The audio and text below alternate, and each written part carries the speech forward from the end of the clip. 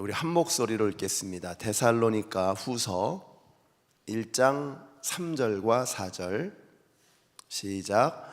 형제자매 여러분, 우리는 여러분을 두고 언제나 하나님께 감사를 드릴 수밖에 없습니다. 그렇게 하는 것이 당연한 일이니 그것은 여러분의 믿음이 크게 자라고 여러분 모두가 각자 서로에게 베푸는 사랑이 더욱 풍성해져 가고 있기 때문입니다. 그러므로 우리는 온갖 박해와 환난 가운데서도 여러분이 간직한 그 인내와 믿음을 두고서 하나님의 여러 교회에서 여러분을 자랑하고 있습니다. 아멘. 자, 우리가 데살로니가 후서를 보고 있습니다. 예전에 시카고 트리뷴을 상대로 명예훼손으로 소송을 냈던 헨리 포드는 증인석에서 이런 말을 했습니다. 역사는 무의미한 것이다. 자, 그러나 성경을 최종의 권위로 믿고 있는 우리 그리스도인이라면 역사가 무의미한 것이라고 말할 수 없습니다. 왜냐하면 하나님은 아브라함의 하나님, 이삭의 하나님, 야곱의 하나님, 역사 가운데 깃드시고 역사를 주관하시고 역사 안에서 일하시는 하나님이시기 때문에 그렇습니다. 우리가 데살로니가 후서를 살피고 있는데요, 이 데살로니가 전서도 그렇고 후서도 그렇고 역사를 다루고 있습니다. 또 역사에 관한 관을 보여주고 있습니다. 예수님이 처음 오셨고 그 다음에 또다시 재림, 곧 다시 오시는데, 자, 다시 오실 때 어떤 일이 일어나는 것이냐? 하나님은 하늘과 땅을, 천지를 지으셨잖아요. 그리고 예수님께서 다시 오실 때 새 하늘과 새 땅이 열리게 되는 것입니다. 바로 그리고 그때가 역사의 마지막이 되는 것이죠. 그러니까 우리가 기독교에서, 성경에서 역사를 보는 관점은 순환적인 것이 아니고 혹은 윤회적인 것이 아니고 원형적인 것이 아니고 직선적인 것입니다. 시작이 있고 끝이 있다는 것이죠. 그리고 그날이 다가오고 있다라고 하는 것입니다. 이게 바로 데살로니가 전서와 후서, 특별히 후서에서 이것을 강조하고 있습니다. 주님이 오실 그날이 멀지 않았다라고 하는 것입니다. 그것이 우리가 견뎌내고 버텨내고 이겨내야 할 이유라고 말씀하고 있는 것이죠. 그러니까 재림에 관한 말씀을 하기 전에 오늘 본문은 데살로니가 교회에 대한 바울의 그 감사, 바울의 생각, 이런 것들을 보여주고 있습니다. 오늘 본문을 보시면 한마디로 오늘 설교의 제목이죠. 바울의 감사와 자랑입니다. 바울이 무엇을 감사하고 무엇을 자랑했느냐? 자, 바울은 데살로니가 교회 때문에 감사했는데요. 자, 그리고 또 데살로니가 교회 때문에 자랑스러워하는데 3절을 보세요. 바울은 데살로니가 교회로 인하여 하나님께 감사한다고 했습니다. 이유가 뭐냐? 변화가 있다는 거예요. 변화가. 어떤 변화예요? 3절에 나오죠. 저들의 믿음이 크게 자라고, 자라는데 크게 자란다라고 강조하고 있죠. 서로에게 베푸는 사랑이 더욱 풍성해져 간다, 이렇게 말씀하고 있습니다. 그러니까 한마디로 이 교회는 변화가 있다는 것입니다. 좀 더 구체적으로 말하면 긍정적인 변화가 있다라는 거죠. 여러분, 고인물은 썩습니다.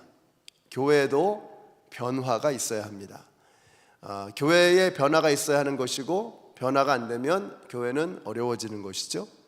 그래서 복음의 본질은 생명처럼 붙잡아야 합니다.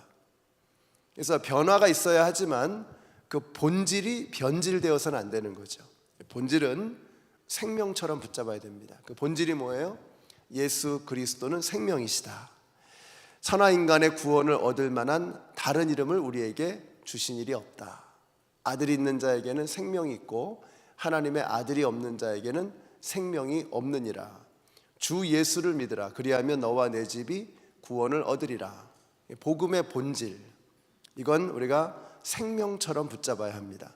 이게 변하면 교회는 망하는 것이죠. 그래서 풀은 마르고 꽃은 시드나 우리 하나님의 말씀은 영영이 서리라. 진리는 바뀔 수가 없는 것입니다. 시대에 따라서, 장소에 따라서 변하는 것은 그건 진리가 아닌 것이죠. 예수 그리스도는 시대와 장소와 문화와 국경을 불문하고 영원히 진리인 것을 믿으시는 우리 교회가 되시기를 예수님의 이름으로 축복합니다. 이걸 붙잡아야 됩니다. 그래서 세상이 어떻든지 간에, 세상이 어떻게 물결치고 흘러가든지 간에 우리는 이 진리의 말씀, 성경의 말씀은 생명처럼 붙잡아야죠. 자, 그런데 그 진리를 담는 용기는, 그릇은 시대에 따라서, 장소에 따라서, 문화에 따라서, 그리고 대상, 사람에 따라서 변화되어져야 합니다. 끊임없이 변화되어져야 합니다. 이게 변화되지 않으면 결국은 그 내용물의 전달에 있어서 변질을 가져오게 되는 것이죠. 자, 예를 들어서 우리 교회가 이제 56년이 됐습니다. 56년 전에 예배드리던 모습, 부르던 찬양, 또 우리가 가지고 있었던 모든 세상에 대한 생각, 이런 것들을 56년 전과 지금과 단 한치도 변함없이 똑같이 하고 있다, 반복해서 하고 있다. 그러면 우리는 안 변했잖아요. 우리를 바라보는 세상의 눈으로 볼 때 저 교회는 변한 겁니다. 왜냐하면 지금 흘러가고 있잖아요. 변화되고 있잖아요. 그래서 우리가 본질은 바뀌어서는 안 되지만 그 본질을 담는 그릇은 끊임없이 고민하고, 끊임없이 씨름하고, 끊임없이 생각하고, 끊임없이 적용하고 변화시켜 나가야 되는 그러한 노력이 우리에게 있어야 하는 것입니다. 제가 미국에 처음 왔을 때, 그러니까 미국 오기 전에 한국에서 입던 옷을 그냥 입고 왔는데요. 그때 이제 그 이랜드에서 나온 주황색으로 된 잠바를 입고 왔습니다. 그러니까 제 딴에는 그래도 한국에서 이렇게 유행하는 그런 옷을 입고 왔는데, 여기 오니까 다들 그 옷을 두고 촌스럽다는 거예요. 그래서 저는 너무 좋은데 너무 촌스럽다는 거예요. 제가 한 15년 전에 한국을 나갔었는데요. 15년 전에 이제 한국 나갔을 때 여기서 그냥 이렇게 그래도 깔끔하게 입고 나가겠죠. 가족들도 만나고 친척들도 만날 테니까 그냥 깔끔하게 입고 이제 나가서 남대문 시장을 갔던 것 같아요. 근데 이렇게 그 가게 주인이 저를 위아래로 이렇게 훑어보더니 미국에서 오셨어요? 그러는 거예요. 제 패션이 굉장히 촌스러운가 보다. 그러니까 이게 시대마다 나라마다 또 이게 다른 겁니다. 어떤 게 더 세련되고 어떤 게 그 시대 사람들의 눈에 맞는지, 이런 것들은 계속 변하는 것 같아요. 근데 저는 이제 미국이 좋은 게 그냥 이게 10년 전에 산 옷이나 지금 요즘 산 옷이나 크게 차이가 없잖아요. 그냥 우리는 계속 같은 거 입어도 별로 상관이 없잖아요. 이게 참 그런 거 참 좋은 것 같습니다. 어쨌든 우리가 끊임없이 변화되는 노력이, 그러니까 복음을 담는 용기, 이 그릇은 끊임없이 변화되는 것이 노력이 필요하다라는 것입니다. 이런 거죠. 여러분, 언젠가 한번 말씀드린 적이 있는데, 우리가 핸드폰을 여러분 종종 바꾸시잖아요.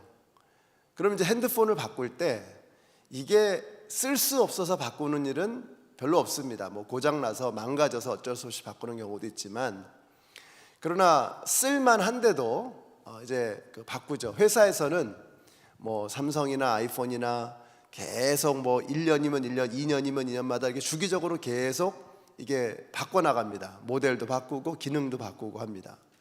그러니까 세상에서는요, 쓸만한데도 바꿉니다. 왜요? 더 좋아지기 위해서. 근데 교회는 문제가 뭐냐면 쓸만하지 않은데 계속 유지하고 있는 거예요. 이게 문제입니다.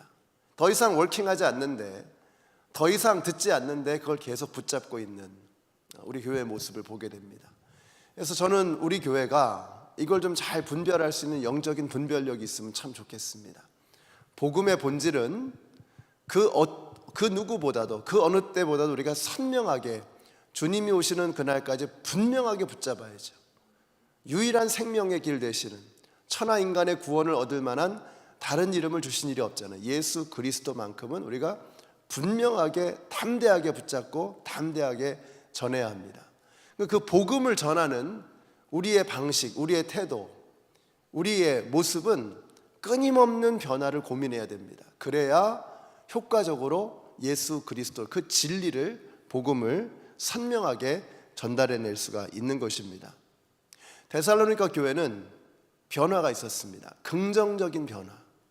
그래서 계속해서 발전하고 성장해 나가는 변화를 보여주고 있다라는 것입니다. 근데 여기서 지금 이제 사도 바울이 표현하는 것이 믿음이 성장한다라는 말과 사랑이 넘쳐난다라고 하는 이 표현이 굉장히 재밌습니다. 믿음이 성장한다라고 하는 이 말은 나무가 자라나는 모습을 그려주는 표현입니다. 사랑이 넘쳐난다라는 이 말은 홍수가 났을 때의 그 장면을 묘사하는 단어입니다. 자, 그러니까 믿음이 성장하고 사랑이 넘쳐나는데, 자, 믿음이 어떻게 성장해요? 나무처럼 성장한다는 거예요. 지금 이 단어의 표현이 그렇습니다. 믿음은 나무처럼 성장해가는 겁니다. 나무가 어떻죠? 우리 요 앞에 그 대추나무 있습니다. 우리 교회, 이게 한국에서 가져온 거라는 말씀을 들었습니다. 처음에는 조그만 묘목이었겠죠. 근데 심어놓고 오랜 세월이 지나니까 이제는 나무가 꽤 커져서 얼마 전에 보니까 뭐 주렁주렁 열렸더라고요. 이 대추가 얼마나 많이 열렸는지. 그런데 우리가 심어놓고 한 게 없습니다. 뭐 심지어는 물도 준 적이 없잖아요. 그냥 심어만 놓고 있었던 거죠. 그러면 그 심겨진 나무가 어떻게 해요? 땅 속에서 양분을 공급받고, 그 뿌리가 박혀 있으니까 양분을 공급받고 하늘에서 내리는 비를 머금고 해서 나무가 무럭무럭 자라가는 겁니다. 근데 작년하고 올해하고 별 차이가 없지만, 그러나 여러 해가 지나가니까 어느 날 보니까 쑥 자라 있는 거죠. 믿음은 그런 것입니다. 우리가 뿌리가 예수 그리스도 안에 딱 박혀 있으면, 그러면 그때부터 이제 시간이 필요한 겁니다. 예수 그리스도에게서 올라오는 생명의 진액이 나무를 채우고 하나님의 은혜가 뿌려져서 믿음은 계속해서 성장하는데, 이게 하루가 다르게 눈에 띄게 괄목할 만한 성장을 매일매일 보여주는 게 아니라는 거예요. 그러나 인내를 가지고 기다리면, 시간이 지나면 나무는 대추나무처럼 쑥 자라있게 되는 거죠. 믿음이 그런 것입니다. 그래서 우리가 교회 안에서 우리가 새로 이제 막 예수님 믿는 사람들이 있습니다. 또 이제 막 요즘 들어서 믿음이 성장하고 있는 사람들이 있어요. 그 사람들을 볼 때 우리가 어떤 태도로 봐야 되느냐? 나무를 키우는 마음으로 봐야 합니다. 물을 주고 양분이 잘 공급될 수 있도록 환경을 조성해 주고, 그 다음에 인내하며 기다려주는 것입니다. 계속해서 기다려주는 거죠. 그러면 그분이 예수 안에 뿌리를 받고 차근차근히 믿음이 나무처럼 성장해 가는 거죠. 데살로니가 교회의 믿음이 그랬다는 거예요. 나무처럼 성장해 가는데 흔들림이 없는 겁니다. 계속해서 꾸준하게 자라가는 이 믿음의 성장. 우리 교회에도 이런 믿음의 성장이 있게 되시기를 바랍니다. 여러분, 여기 교회 오래 다니신 분도 계시고, 우리 장로님 기도하셨는데 정말 오랫동안 믿음 생활 하신 모태신앙도 계시고, 그러나 우리의 믿음은 주님이 오시는 그날까지, 그리스도의 장성한 분량이 충만한 데까지 계속해서 중단 없이 멈추지 않고 성장해 나가야 하는 것입니다. 저와 여러분이 믿음의 성장을 멈추지 않고 나무처럼 계속해서 하나님의 나라를 향해서 성장해 나아가시는 우리 모두가 되시기를 예수님의 이름으로 축원합니다. 사랑에 관해서 설명한 것은 홍수가 났을 때 사용하는 그 묘사, 그 표현을 쓰고 있다라는 말씀을 드렸어요. 사랑이 풍성하게 넘쳐서 덮치는 겁니다. 저는 우리 교회가 이렇게 되면 참 좋겠어요.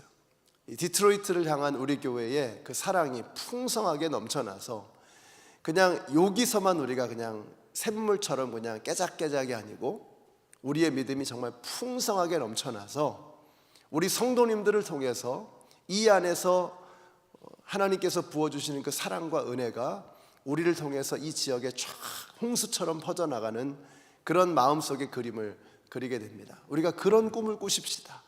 우리가 그런 꿈을 꿔야 그런 교회가 될 수 있는 것입니다.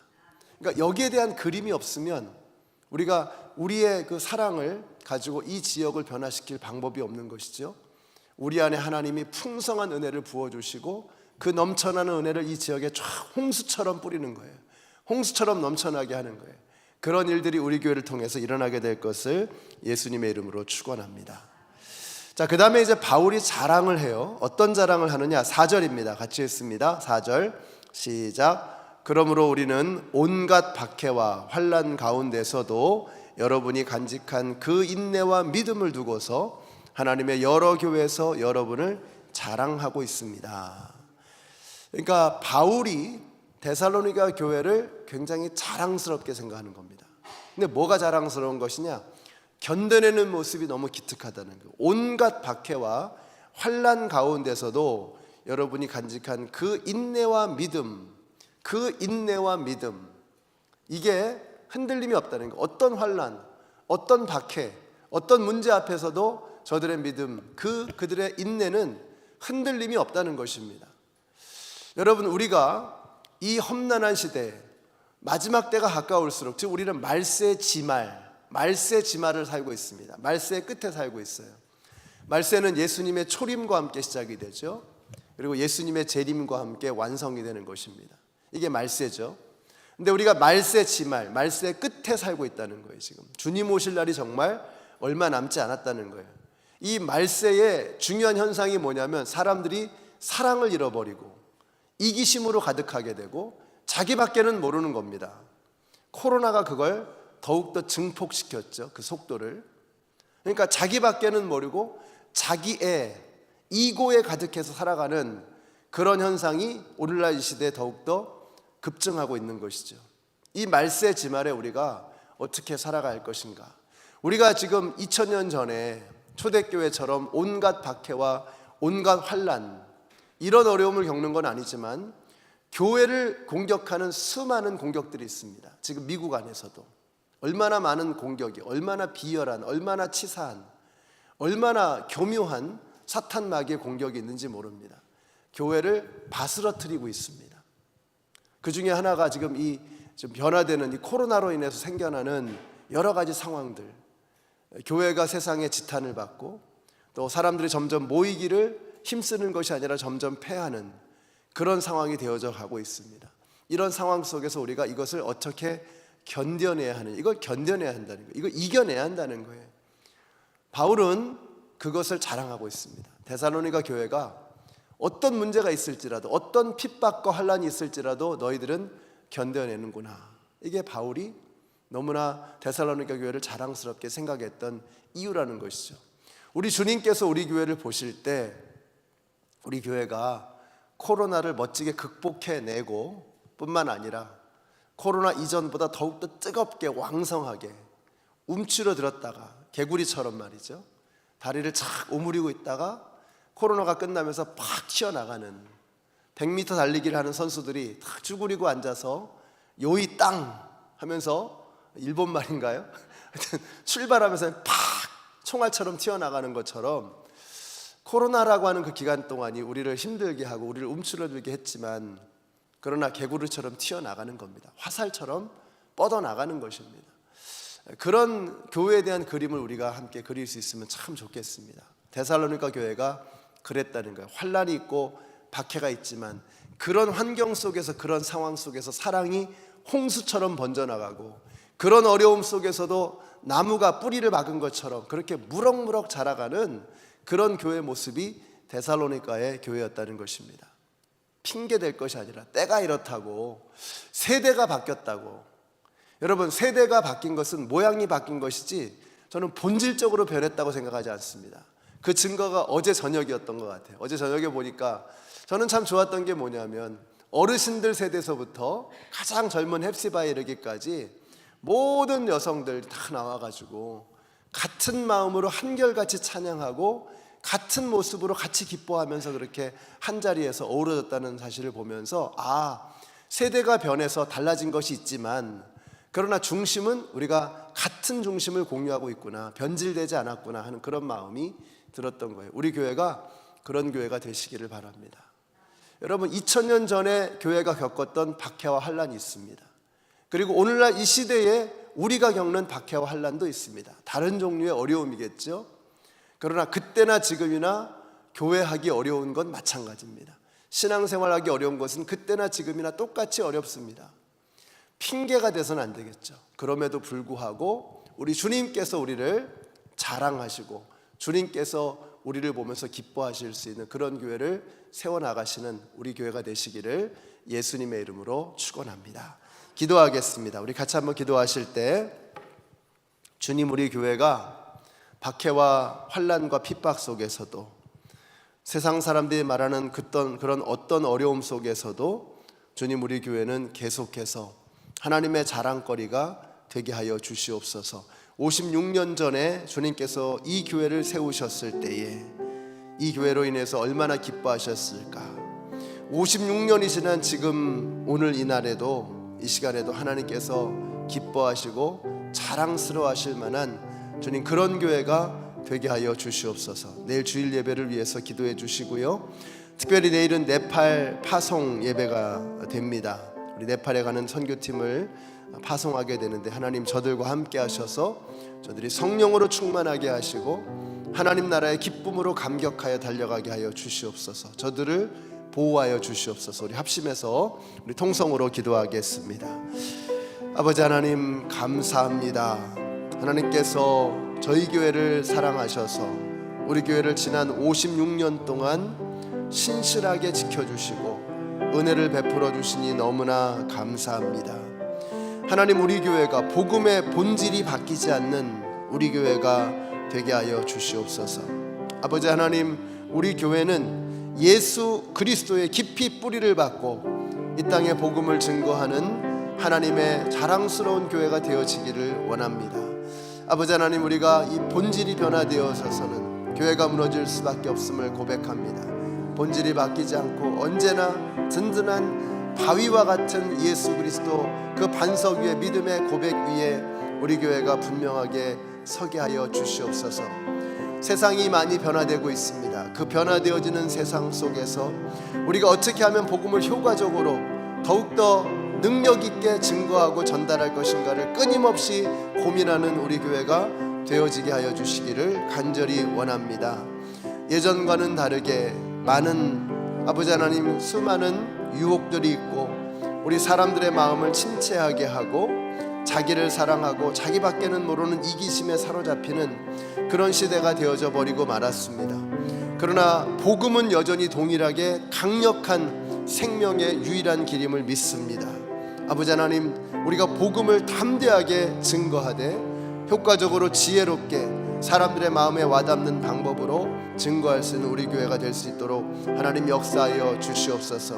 그리하여 모일 때마다 뜨겁게 하나님 앞에 부르짖고 흩어질 때마다 우리의 삶의 자리에서 담대하게 복음을 증거하며 힘있게 예수 그리스도의 이름을 선포할 수 있는 우리 교회 모든 성도님들이 되게 하여 주시옵소서.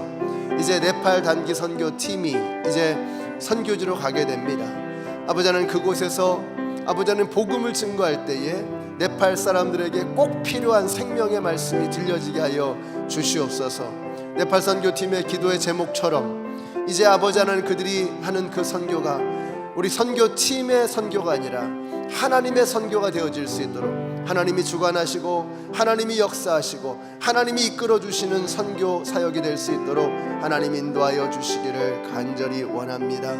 아버지 하나님 내일 주일 예배를 위해서 기도합니다. 예배 가운데 성령으로 충만케 하여 주시고 이 자리에 참여하시는 모든 예배자들이 살아계신 하나님을 만나고 그 하나님의 만져주심을 경험하며 하나님의 위로하심을 듣고 그 말씀으로 새 힘을 얻을 수 있도록 주님 역사하여 주시옵소서. 선교팀만 보내놓고 선교 끝나는 것이 아니라 우리는 기도하게 하여 주시고 이곳에서도 각자 삶의 자리에서 선교사로 살아가는 우리 모두가 되게 하여 주시기를 간절히 원합니다. 하나님 정말 우리의 삶 속에서 예수 그리스도의 그 놀라우신 사랑을 먼저 경험하고 느끼게 하여 주시고 우리가 만난 그 하나님의 사랑이 우리를 통하여 이 땅에 흘러갈 수 있도록 주님 역사하여 주시옵소서. 아버지 하나님 세상은 수천 년 동안 끊임없이 변화되어지지만 예수 그리스도의 복음은 한치도 변함없이 여전히 그 자리에 서 계시는 줄로 믿습니다. 우리 디트로이트 한인연합 장로교회가 복음의 본질에 타협하지 않는 교회가 되게 하여 주시고 이 놀라운 생명의 길을 이 시대에 담대하게 증거하되 지혜로운 방법으로 다양한 방법으로 효과적인 방법으로 전달하기 위해서 끊임없이 고민하고 노력하는 우리 교회가 되게 하여 주시옵소서. 예수님의 이름으로 기도드렸습니다. 아멘. 하늘에 계신 우리 아버지여 이름이 거룩히 여김을 받으시오며 나라의 임하옵시며 뜻이 하늘에서 이룬 것 같이 땅에서도 이루어지이다.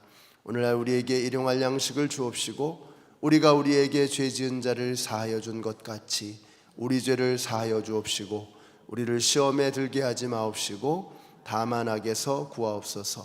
나라와 권세와 영광이 아버지께 영원히 있사옵나이다. 아멘.